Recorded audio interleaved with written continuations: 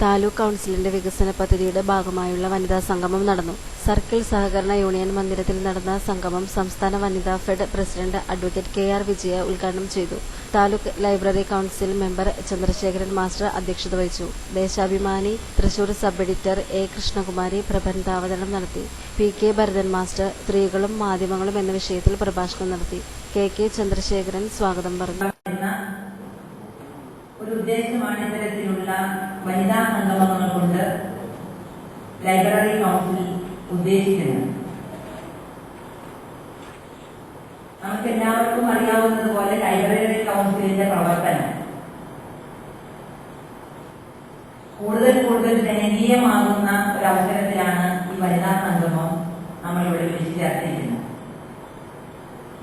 ഇതിന്റെ പങ്കാളിത്തക്കുറവ് നമ്മൾ അനുഭവിക്കുന്നുണ്ട്. പക്ഷേ അതിന്റെ ജനകീയമായിട്ടുള്ള സ്വഭാവം കൈവിടാൻ സ്ത്രീകളുമായി ബന്ധപ്പെട്ടിട്ടുള്ള ഇത്തരത്തിലുള്ള സെമിനാറുകളും അതുപോലെ തന്നെ പ്രബന്ധ അവതരണങ്ങളും കുറെ കൂടി വികേന്ദ്രീകരിച്ചുകൊണ്ട് മേഖല അടിസ്ഥാനത്തിൽ കൂടുതൽ സ്ത്രീകളെ വരുത്തിക്കൊണ്ട് ചെയ്യാൻ ലൈബ്രറി കൗൺസിൽ തയ്യാറാകണമെന്നാണ് എനിക്ക് ആദ്യമായി ഈ കമ്മിറ്റിയോട് മുമ്പാകെ വയ്ക്കാനുള്ള ഒരു അഭ്യർത്ഥന.